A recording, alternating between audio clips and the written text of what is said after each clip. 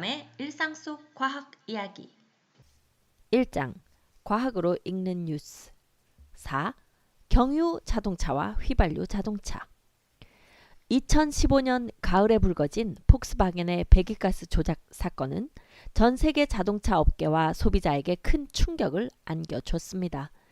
2018년 봄부터는 BMW의 특정 차량 모델이 주행 중 불이 붙는 일이 한국에서 빈번히 발생해 소비자의 원성을 샀습니다. 이 두 사건 모두 경유를 사용하는 자동차에서 일어났습니다. 미국 승용차 시장에는 휘발유 자동차가 압도적으로 많지만 한국 등의 자동차 시장에서는 경유 승용차도 많이 생산되고 있습니다. 경유 자동차와 휘발유 자동차는 어떻게 다를까요? 도로에서 볼 수 있는 대부분의 자동차는 사용 연료에 따라 휘발유 혹은 가솔린 자동차와 경유 혹은 디젤 자동차로 구분됩니다. 휘발유 엔진에서는 기체화된 연료에 일반 공기를 섞어 압축한 뒤 점화 플러그로 불을 붙여 생긴 폭발력을 엔진 축의 회전력으로 사용합니다. 디젤 엔진도 비슷하지만 불을 직접 붙이지 않고 연료 기체를 압축하여 온도를 올리고 폭발을 유도해냅니다. 압축만으로 발화가 될 정도로 큰 압력을 가하기 때문에 폭발력 또한 가솔린 엔진에 비해 큽니다. 그래서 엔진이 큰 힘을 내야 하는 대형 버스와 트럭에 디젤 엔진을 많이 사용합니다. 경유차는 왜 휘발유차보다 연비가 좋을까? 휘발유차보다 연비가 좋다는 이유로 디젤차를 선호하는 사람들도 있습니다.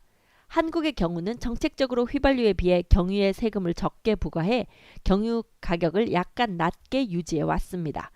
트럭이나 버스 등 상용 차량이 사용하는 경유 가격을 낮춰 산업 성장을 촉진하려는 의도였습니다. 세금을 적용하기 전 부피당 가격은 휘발유와 경유가 비슷하거나 경유가 조금 더 비쌉니다. 하지만 공학적 측면으로만 보면 디젤 엔진이 가솔린 엔진보다 효율이 더 높습니다. 이유는 작동 방식에서 찾을 수 있습니다. 앞에서 이야기한 것처럼 휘발유 엔진과 경유 엔진에는 모두 폭발 전에 연료를 압축하는 단계가 있습니다. 휘발유 엔진에서는 점화 플러그에서 불꽃이 생길 때까지 연료가 압축되는데 이때 압축으로 인해 온도가 올라가서 가끔 자연 발화하는 경우가 생깁니다. 이것이 뒤에서 더 자세히 다룰 노킹이라는 현상입니다. 이를 방지하기 위해 휘발유 엔진은 일정 수준 이상으로 연료를 압축할 수 없습니다. 그만큼 에너지 효율이 낮아집니다. 반면 디젤 엔진에서는 연료를 더 많이 압축할 수 있으므로 폭발로 얻는 에너지가 크고 효율이 높습니다. 휘발유 엔진은 상대적으로 힘은 약하지만 진동과 소리가 적은 편입니다. 그래서 승용차에 적합합니다. 디젤 엔진은 힘은 좋지만 소음과 진동이 큰 편입니다. 더 심각한 문제는 배기가스입니다. 불을 직접 붙이는 것이 아니라 압축에 의한 온도 상승으로 폭발을 만들어내기 때문에 연료가 완전 연소하지 않는 경우가 많습니다. 이론적으로는 가솔린, 디젤 모두 완전 연소하면 부산물로 이산화탄소와 물만 생깁니다. 그러나 실제로는 이렇게 되지 않고 각종 분진, 매연, 산화물이 같이 나오므로 공해물질을 줄이기 위해 다양한 노력을 해야 합니다. 경유차가 뉴스에 오르내린 이유. 디젤 엔진은 연료 연소 온도가 매우 높아서 질소 산화물이 많이 생깁니다. 질소 산화물은 스모그, 산성비, 오존층 파괴, 미세먼지 등의 환경 오염을 발생시키고 폐질환이나 호흡기 장애 등을 일으킬 수 있습니다. 이 질소 산화물을 줄이기 위해 많은 나라가 엄격한 환경 규제를 적용하고 있습니다. 유럽의 배기가스 관련 기준이 특히 까다롭다고 알려져 있습니다. 2015년 발생한 폭스바겐 사건은 디젤차에서 배기가스 관련 조작 프로그램이 발견된 사건입니다. 자동차가 배기가스 테스트 상태일 때는 질소 산화물 저감 장치를 작동시켜 배기가스 기준을 통과할 수 있게 하고 일반 주행 시에는 컴퓨터 프로그램이 해당 장치를 끄도록 설정해 놓은 것입니다. 질소 산화물 저감 장치가 계속 작동하면 연료 효율이 낮아져서 연비가 떨어집니다. 결국 연비도 높이고 배기가스 유해성도 낮은 차라고 거짓말을 한 셈이 되어 큰 물의를 일으켰습니다. 2018년 한국에서 문제가 된 디젤 자동차 화재 사건은 조금 더 복잡한 기술적 문제가 원인으로 지목되었습니다. 바로 EGR이라는 엔진 보조 장치가 의심을 받았습니다. 배기가스 재순환 장치라고 하는데요. 배기가스 일부를 다시 엔진으로 넣어주는 장치입니다. 단순히 생각하면 다소 황당한 장치로 보입니다.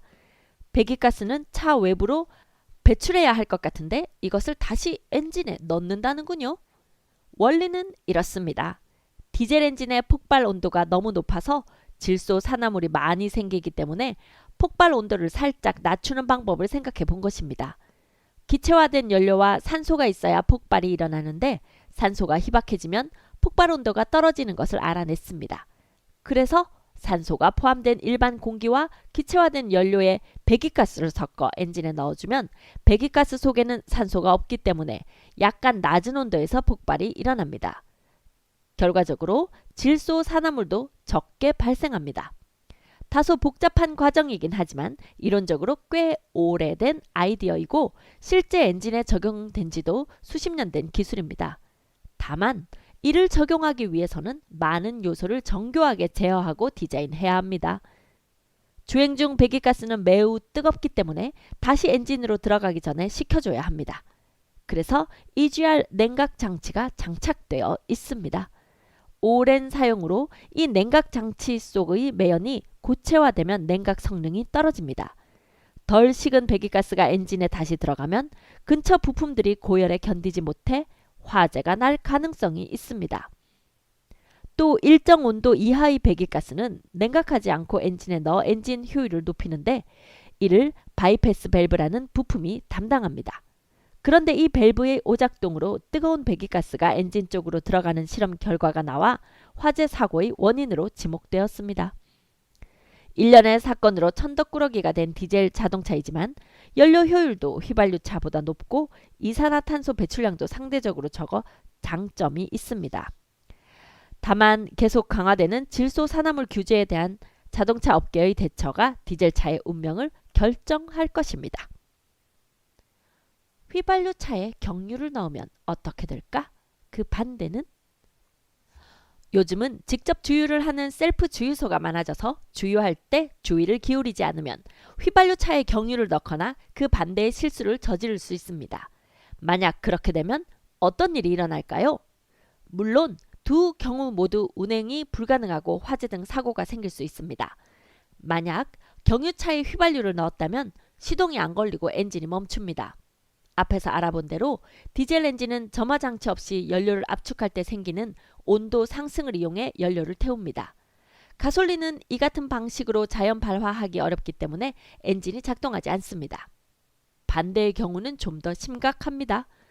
경유는 휘발유에 비해 조금 더 끈적하기 때문에 연료 공급 계통에 덕지덕지 붙을 가능성이 있습니다. 엔진에 도착하면 더 큰 문제가 생깁니다. 휘발유 엔진은 경유 연소에 비해 적은 공기를 사용하므로 경유가 불완전 연소하면서 엄청난 배기가스가 나올 수 있습니다. 게다가 비록 발화 온도는 경유가 낮지만 발생하는 열 에너지는 휘발유보다 높기 때문에 휘발유 엔진이 녹아내리거나 불이 붙을 수도 있습니다. 다행스러운 것은 주유기와 차량 주유구의 크기가 사용 연료에 따라 다르다는 점입니다. 휘발유 차량의 주유구는 경유 차량의 주유구보다 약간 작고 주유기도 거기에 맞춰 설계되어 있습니다. 그래서 경유 주유기는 휘발유 차량 주유구에 맞지 않아 사용자가 실수로 주유를 시도하더라도 금방 알아챌 수 있습니다. 그러나 반대의 경우는 사용자가 주의하는 수밖에 없습니다. 요즘은 한국에도 다양한 국가에서 만든 수입차가 들어오고 있고 그러다 보니 주유구의 크기도 규정에서 벗어난 것들이 있다고 합니다. 주유 도우미에게 어떤 연료를 넣는지 정확하게 알려줘야 합니다. 셀프 주유 시에도 조심해야겠죠. 고급 자동차 연료는 연비도 좋을까? 한국에 고급 휘발유라는 고가의 휘발유가 있는 것처럼 미국 주유소에도 그림 1-1처럼 주로 3개의 휘발유 등급이 있습니다. 한국과 기준은 조금 다르지만 옥탄가라는 수치를 이용해 등급을 나눈 것은 비슷합니다. 휘발유의 순도라거나 에너지 등급으로 오해하기 쉽지만 사실은 노킹이라는 엔진의 비정상 작동 현상과 관련이 있습니다. 휘발유 엔진은 앞에서 알아본 것처럼 공기와 섞여 분사된 휘발유를 압축한 다음 점화 플러그에서 불꽃을 만들어 폭발을 유도합니다. 연료가 압축되는 과정과 불꽃이 만들어지는 순간이 매우 정교하게 계획되어야만 최대의 동력을 안정적으로 만들어낼 수 있습니다. 그런데 연료에 따라 점화 플러그에서 불꽃이 튀기 전에 폭발이 일어나는 경우가 가끔 있습니다. 디젤 엔진의 작동 원리를 알아보았듯이 기화된 연료가 압축되면 온도가 상승하는데 같은 현상이 휘발유 엔진에서도 일어납니다. 이상적인 상황이라면 할 수 있습니다. 이 현상이 발생하면 엔진에서 노크하는 소리가 들린다고 해서 노킹이라고 불립니다. 노킹이 발생하면 비정상적인 폭발로 인해 엔진이 재출력을 내지 못하고 부품들도 높은 부하를 견뎌야 해서 내구성에 문제가 생깁니다. 다른 석유 제품과 마찬가지로 휘발유에는 수많은 종류의 탄화수소가 섞여 있습니다. 구성 성분에 따라 노킹이 잘 생길 수도 덜 생길 수도 있습니다. 이를 측정한 값이 옥탄가입니다. 옥탄도 탄화수소의 일종입니다. 옥탄가라고 하면 마치 휘발유에 들어있는 옥탄의 함량을 뜻하는 것처럼 들리지만 실제 의미는 다릅니다. 옥탄가의 더 정확한 이름은 노킹 방지 지수입니다. 옥탄가가 높으면 노킹이 일어날 확률이 낮아지기 때문에 라고 이름을 붙인 것은 노킹 방지 지수의 측정 방식 때문입니다. 화학적으로만 생각하면 휘발유를 구성하는 수많은 성분 하나하나가 노킹에 얼마나 영향을 미치는지 분석해 노킹 방지 지수를 마련해야겠지만 비용도 많이 들어가고 시간도 오래 걸립니다. 그래서 옥탄이라는 탄화수소를 이용합니다. 옥탄은 노킹이 잘 일어나지 않는 탄화수소입니다. 반면 헵테인이라는 탄화수소는 노킹을 매우 잘 일으킵니다. 만약 이 둘을 반반 섞으면 어떻게 될까요? 순수 옥탄보다는 노킹이 더 생기지만 순수 헵테인보다는 덜 생기겠죠? 어떤 미지의 휘발유가 있다고 생각해 봅시다. 이 휘발유를 엔진에 넣고 돌리면서 일정 시간 동안 얼마나 노킹이 생기는지 측정합니다. 그리고 똑같은 빈도로 노킹을 발생시키는 옥탄 헵테인 혼합 연료의 비율을 찾아봅니다. 예를 들어 옥탄 헵테인을 90대 10으로 섞은 연료가 같은 빈도로 노킹을 발생시켰다면 해당 휘발유의 옥탄가는 90이 됩니다. 어떤 자동차들은 고급 휘발유에 맞춰 만들어지기도 합니다. 이런 경우에는 비용이 들더라도 고급 휘발유를 넣는 것이 좋습니다. 자동차 회사가 높은 옥탄가 연료의 모든 설계를 최적화해 놓았기 때문입니다.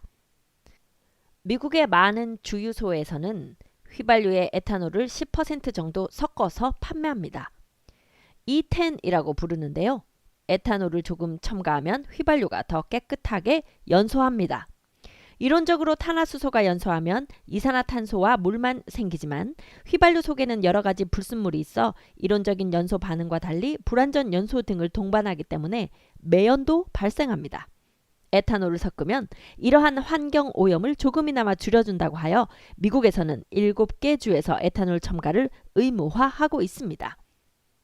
그렇다면 경유에도 등급이 있을까?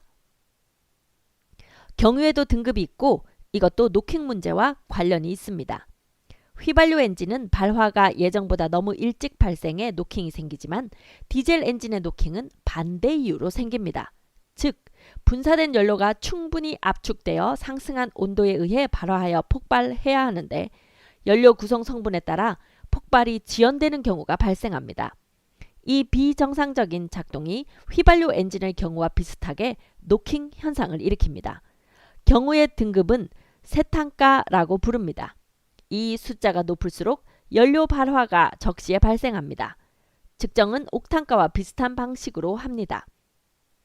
연료 발화 지연이 거의 없는 세탄과 발화 지연을 많이 일으키는 알파 메틸나프탈렌을 섞어 기준 혼합 연료를 만듭니다. 예를 들어 어떤 특정 대상 경유가 세탄 50% 기준 연료와 같은 수준의 노킹을 만들어내면 그 경유의 세탄가는 50이 됩니다.